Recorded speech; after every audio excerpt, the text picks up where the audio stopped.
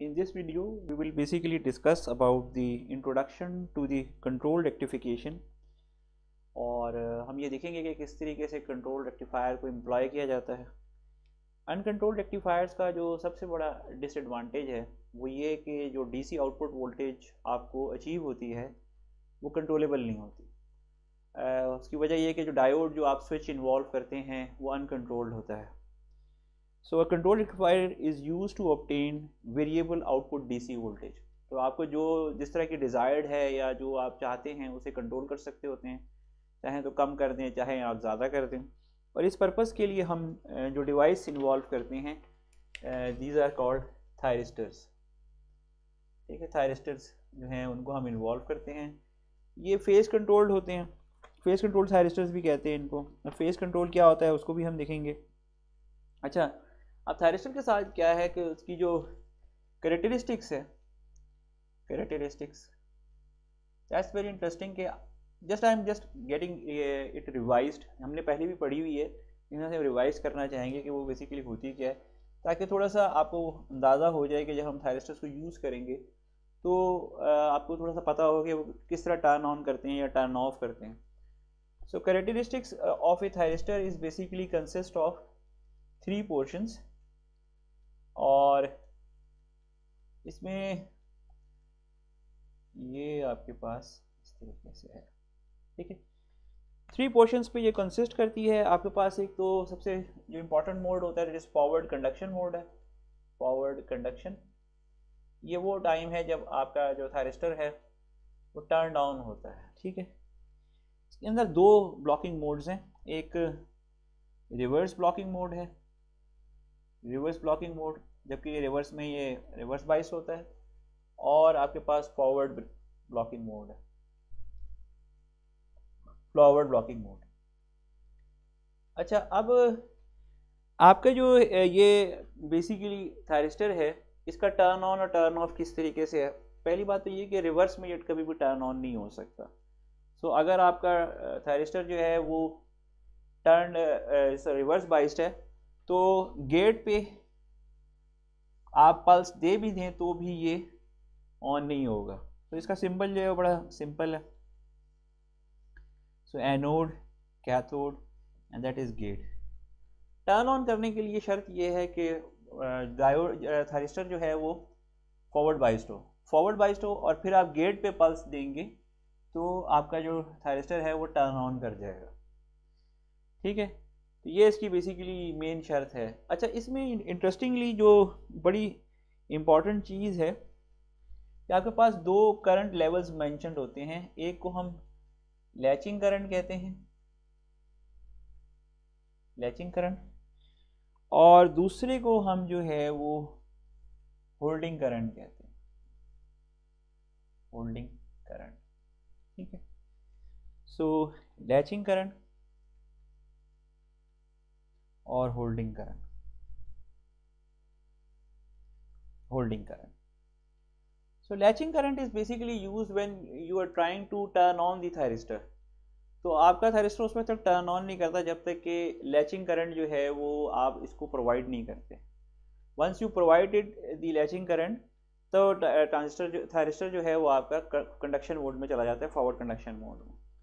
Holding current जो है it is specifies the amount of current that is needed to keep the thyristor in the conduction mode. ठीक है, अगर आप इससे बिलो ले जाएंगे तो थायरिस्टर ऑटोमेटिकली टर्न ऑफ हो जाएगा और फॉरवर्ड ब्लॉकिंग मोड में रिटर्न बैक कर जाएगा। तो अगर आपका करंट इससे ज़्यादा है तो आपका थायरिस्टर जो है वो कंडक्ट करता रहेगा और क्लोज ऑफ नहीं करेगा। सो अगर if you go below this point तो थायरिस्टर जो है वो टर्न ऑफ कर जाएगा। तो ये 2 बड़े इंपॉर्टेंट करंट्स हैं। ये इसलिए इंपॉर्टेंट है कि आपको जब थायरिस्टर को टर्न ऑफ करना पड़ेगा तो ब्लॉक होल्डिंग करंट से कम करना पड़ेगा करंट को, और अगर थायरिस्टर को टर्न ऑन करना है तो लैचिंग करंट से ज़्यादा करना पड़ेगा करंट को। So these are 2 very important levels. तो पहली जो मैंने चीज़ बताई थी कि आपका थायरिस्टर जो है फॉरवर्ड बाइस्ड हो, और फिर अगर आप उसी गेट की टर्मिनल पे पल्स देंगे that will take the current beyond the latching current, the thyristor will turn on. ठीक है, इसी तरीके से अगर आप करंट कम करते हुए फॉरवर्ड कंडक्शन मोड में और थायरिस्टर का करंट आप कम करते करते होल्डिंग करंट से बिलो ले आएंगे तो थायरिस्टर जो है वो टर्न ऑफ हो जाएगा। दो वेरी इंपॉर्टेंट पॉइंट। रिवर्स अगर आपका thyristor reverse blocking mode reverse में है तो कोई भी वैल्यू गेट पे देने से कुछ भी नहीं होगा, थायरिस्टर ऑफ ही रहेगा। यहाँ पे सिर्फ एक इंटरेस्टिंग बात है कि ये फॉरवर्ड ब्रेक डाउन वोल्टेज है, इससे अगर बियॉन्ड जाएंगे तो ये ब्रेक डाउन कर जाएगा। इसी तरीके से यहाँ पे आपके पास फॉरवर्ड ये रिवर्स ब्रेक डाउन वोल्टेज और वो फॉरवर्ड ब्रेक डाउन वोल्टेज है, अगर इन दोनों को क्रॉस करेंगे तो थायरिस्टर जो है वो ब्रेक डाउन कर जाएगा और सर्वाइव नहीं करेगा। तो ये थोड़ी सी कैरेक्टरिस्टिक्स की बात हो गई। That sort of a revision of our thyristor. ठीक है, नेक्स्ट जो है हमारे पास वो थायरिस्टर का टर्न ऑन के मेथड्स हैं। सो मेनली थायरिस्टर्स को दो तरीके से टर्न ऑन किया जा सकता है। ठीक है, there are two methods by which आप ये कर सकते होते हैं। अब इन दोनों के जो हैं ये बाकायदा नेम है।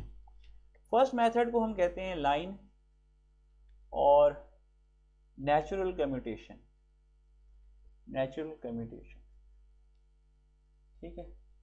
और सेकंड को हम कहते हैं फोर्स्ड कम्यूटेशन। फोर्स्ड कम्यूटेशन, ठीक है। So these are basically two methods that are used for turning off the thyristors। अगर आपने थायरिस्टर को टर्न ऑफ कराना है तो आप जो है वो थायरिस्टर को बाय नेचुरल कम्यूटेशन भी कर सकते हैं और बाय फोर्स कम्यूटेशन भी कर सकते हैं। अब इन दोनों में डिफरेंस क्या है? अच्छा, नेचुरल कम्यूटेशन में थायरिस्टर जो है उसको ऑफ कराने के लिए आप नॉर्मली रिवर्स वोल्टेज अप्लाई करते हैं और ये सोर्स से अप्लाई की जाती है। तो सोर्स से आपने अगर रिवर्स वोल्टेज अप्लाई की जो सोर्स प्रोवाइड कर रहा है, मिसाल के तौर पे आपका सोर्स एसी है। So interestingly that is omega t and this is V of S, here we have V M. अच्छा, अगर आपका इस तरह का सोर्स है जो थायरिस्टर को प्रोवाइड कर रहा है तो ये तो पॉजिटिव साइकिल आएगी, तो ऑटोमेटिकली पाई के बाद हमेशा हमारे पास नेगेटिव साइकिल आएगी और नेगेटिव साइकिल जब आएगी तो थायरिस्टर के ऊपर ऑटोमेटिकली रिवर्स बाइस अप्लाई हो जाएगी सोर्स की वजह से और वो टर्न ऑफ कर जाएगा। इसको हम नेचुरल कम्यूटेशन भी कहते हैं और लाइन कम्यूटेशन भी कहते हैं। ठीक है, ये बड़ा सिंपल है। दोबारा इसको रिपीट कर देता हूँ कि जब आप अगर आप एसी वोल्टेज सोर्स दे रहे हैं, आपका एसी वोल्टेज सोर्स है, तो आपको पता ही है कि ये ऑल्टरनेटिंग होता है। Half of the cycle it is positive and for the rest of the half of the cycle it is negative. So when you start, तो आपने क्या किया कि ये पहली पॉजिटिव हाफ साइकिल है, ये इसमें फॉरवर्ड बाइस होगा, कंडक्ट करेगा या नहीं करेगा ये इस पर डिपेंड करता है कि आपने गेट पे पल्स दी हुई है कि नहीं दी हुई। और ऑटोमेटिकली पाई के बाद जो है आपके पास जो है नेगेटिव साइकिल आएगी। जैसे ही नेगेटिव साइकिल आएगी तो रिवर्स बाइस अप्लाई हो जाएगी थायरिस्टर के ऊपर, और जब रिवर्स बाइस अप्लाई होगी तो थायरिस्टर ऑटोमेटिकली टर्न ऑफ हो जाएगा। ठीक है, और इस मेथड को जो सोर्स की वजह से होता है इसको हम लाइन और नेचुरल कम्यूटेशन कहते हैं। तो this is basically line and natural commutation. ठीक है, ये इसी सोर्स के साथ ये बड़ा इजीली हो सकता है। अच्छा, अब हम आते हैं दूसरे मेथड की तरफ जो है फोर्स कम्यूटेशन। अब होता ये है कि लेट्स सपोज अगर आपने कोई ऐसे सर्किट्स इन्वॉल्व किए हैं जिसके अंदर आपने डीसी सोर्सेज यूज़ किए हैं, तो लेट्स सपोज ये यहाँ पे कोई आपने रजिस्टर लगाया हुआ है प्लस माइनस VDC, ये आपका थायरिस्टर बन लगा हुआ है। यहाँ पे ये होता है कि अगर आपने थायरिस्टर को एक बार टर्न ऑन करा दिया तो जो डीसी सोर्स है वो चूँकि मेंटेन कर रहा होता है, कांस्टेंट करंट मेंटेन कर रहा होता है और उसमें रिवर्स बाइस नहीं आती, वो फिक्स वोल्टेज है, तो एज ए रिजल्ट यहाँ पे थायरिस्टर किसी भी तरीके से ऑफ नहीं हो सकता। सो अगर यहाँ पे इसमें अगर आप किसी तरीके से फोर्स कर दें सर्किट को कि आप जो है आपका थायरिस्टर टर्न ऑफ हो जाए, तो उसको कहते हैं फोर्स कम्यूटेशन। और फोर्सिंग का मतलब क्या है? फोर्सिंग का नॉर्मली मतलब ये होता है कि ये जो करंट चल रहा है, आउटपुट में जो करंट चल रहा है, आउटपुट करंट को अगर हम जो है होल्डिंग करंट से कम कर दें, ये मैंने पहले ही आपको बताया था कैरेक्टरिस्टिक्स में, अगर आउटपुट करंट को हम होल्डिंग करंट से कम कर दें तो थायरिस्टर टर्न ऑफ हो जाएगा। So let me repeat this thing again. Force commutation में जब आपके पास अगर let's suppose DC source involve किया हुआ है So you need to employ a certain technique to bring down the current below holding current level. अगर आप holding current level से उसको बिलो ले आएंगे तो आपका थायरिस्टर ऑटोमेटिकली टर्न ऑफ हो जाएगा और ये टर्न ऑफ का जो है वो मैकेनिज्म इनिशिएट हो जाएगा and it will eventually turn off. तो ये थोड़ा सा इन दोनों मेथड्स को समझना है हमने। हम जब हम इसको कंट्रोल रेक्टिफिकेशंस को पढ़ेंगे तो फिर इसको हम दोनों मेथड्स को देखेंगे and I hope so you will find it very interesting कि ये कुछ सर्किट्स में लाइन कम्यूटेशन यूज़ कर रहे होते हैं और कुछ में हम फोर्स कम्यूटेशन यूज़ कर रहे होते हैं। ठीक है, तो ये दो मेथड्स हैं जो टर्निंग ऑफ थायरिस्टर के लिए यूज़ किए जाते हैं। अच्छा, नेक्स्ट जो हमारे पास है बड़ा इम्पॉर्टेंट पॉइंट है कि जी किस तरीके से जो है थायरिस्टर्स में जो है आप जो है आउटपुट वोल्टेज को जो है आप कंट्रोल करते हैं। तो आउटपुट वोल्टेज को कंट्रोल करने के लिए जो थायरिस्टर का फायरिंग एंगल होता है, firing angle that is very important. इसको फायरिंग एंगल भी कहते हैं, फेज़ भी कहते हैं कि आप फेज़ क्या है जिस पे आप थायरिस्टर को ट्रिगर करते हैं। ठीक है, सो होता ये है कि लेट्स सपोज अगर आपने इस तरह की साइन वेव अप्लाई की हुई है इनपुट के ऊपर, ठीक है। सो आप अगर आपने ये अप्लाई की हुई है जो आपके पास चल रही है, अब आपके पास आपको जैसे मैंने पहले बताया समझाया कि थायरिस्टर को टर्न ऑन करने के लिए सिर्फ और सिर्फ फॉरवर्ड वाइज, तो फॉरवर्ड वाइज जो होगा वो ऑब्वियसली हमेशा पॉजिटिव नहीं हो रहा होगा। तो आप जब भी पल्स देंगे थायरिस्टर को तो वो इसी में देंगे, रिवर्स में देने का कोई फायदा नहीं है, it will never turn on. आपने यहाँ पे आप जो एंगल सिलेक्ट करते हैं, ये आपकी पल्सिंग के लिए है जो आप गेट पे दे रहे हैं, गेट पल्स की। तो आप जिस एंगल पे ये पल्स प्रोवाइड करते हैं गेट पे, ये पल्स इतनी होनी चाहिए कि लैचिंग करंट से ज़्यादा हो जाए आपका करंट आउटपुट, तो फिर ये हो जाएगी ऑन। तो ये पल्स में आप इसमें क्वांटिटी देते हैं, थोड़ी सी पल्स देते हैं देन यू लीव इट, तो थायरिस्टर टर्न ऑन कर जाता है। फिर यहाँ पे आएगा तो ये ऑफ हो जाएगा, फिर नेक्स्ट टाइम फिर से पल्स देंगे तो ऑन हो जाएगा, फिर इधर आएगा तो ऑफ हो जाएगा, फिर इधर से देंगे तो ये ऑन हो जाएगा, ऑफ हो जाएगा। इसको हम फायरिंग एंगल कंट्रोल भी कहते हैं और these are also called phase control.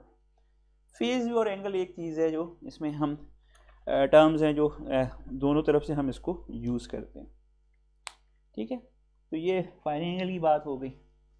अच्छा, सेकंड जो इसके बाद जो है वो एफिशिएंसी है।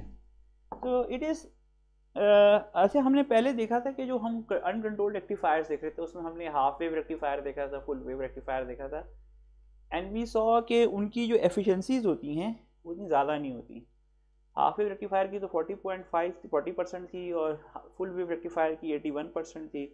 फिर जो 3 फेज़ में हमने रेक्टिफायर्स पढ़े सो उसमें हाफ वेव रेक्टिफायर की 84% थी और जो फुल ब्रिज रेक्टिफायर था उसकी अराउंड 96% थी। इंटरेस्टिंगली थायरिस्टर्स के साथ जो है ये चीज़ है कि थायरिस्टर बेस्ड जो आप कंट्रोल रेक्टिफायर्स बनाते हैं they have very high frequencies, more than around 95% जो है एफिशिएंसी जो है इनकी बहुत हाई होती है।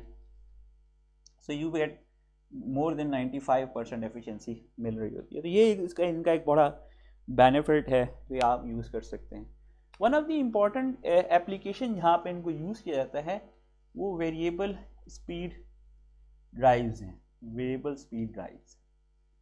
सो ये बेसिकली मोटर कंट्रोल्स में आप इम्प्लॉय करते हैं इनको, भले डीसी मोटर कंट्रोल है या इवन एसी मोटर कंट्रोल के अंदर भी जो है थायरिस्टर्स को एम्प्लॉय किया जा सकता है। तो ये इनकी सबसे बड़ी यही जो है वो इनकी यूटिलिटी है।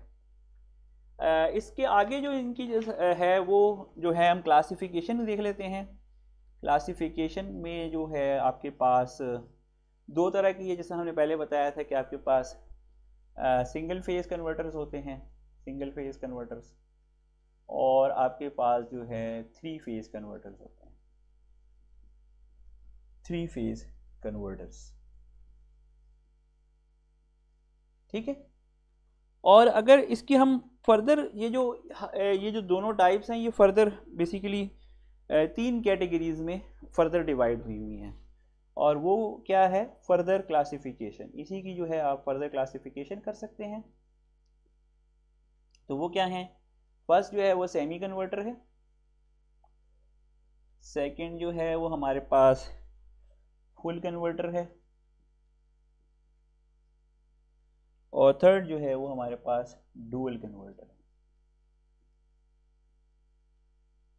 ठीक है, तो ये इसकी क्लासिफिकेशन है एंड दैट रिलेट्स टू के जो ये सेमी कन्वर्टर्स क्या होते हैं, फुल कन्वर्टर्स क्या होते हैं, या डुअल कन्वर्टर्स क्या होते हैं। तो मोस्टली ये बेसिकली कोऑर्डिनेट कंट्रोल सिस्टम्स के अंदर आते हैं, और हम थोड़ा सा जब इसको डिस्कस करेंगे तो हम देखेंगे कि ये क्या हैं और क्या इनकी जो है वो ऑपरेशन किस तरह होता है या क्या इनके नाम होते हैं। एक अहम एनालिसिस जो हम कंट्रोल रेक्टिफायर्स के साथ करेंगे वो हम डिफरेंट टाइप्स ऑफ लोड्स लगा के देखेंगे कि हमारे पास जो है क्या जो है वो आउटपुट के ऊपर क्या चेंजेस आती हैं, जो उनको हम देखेंगे आउटपुट पर, specially in wave forms. we don't go in details of the performance parameters like efficiency, ripple factor, or other things. We will mostly concentrate on the working of the circuit and the output waveforms, specifically the output voltage and the output current. ठीक है, thank you.